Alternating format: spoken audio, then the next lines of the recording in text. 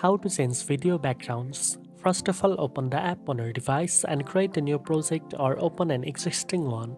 Once your video is loaded on the timeline, tap on the clip you want to edit to bring up the editing tools. Next, select the background option from the menu.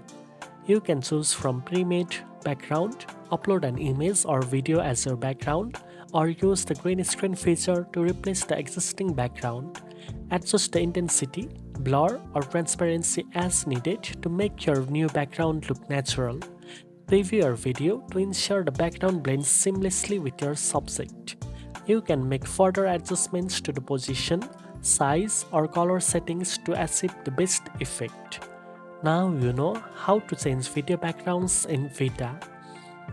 If you found this video helpful, don't forget to like, share, and subscribe for more editing tips. Thanks for watching, and I'll see you in the next one.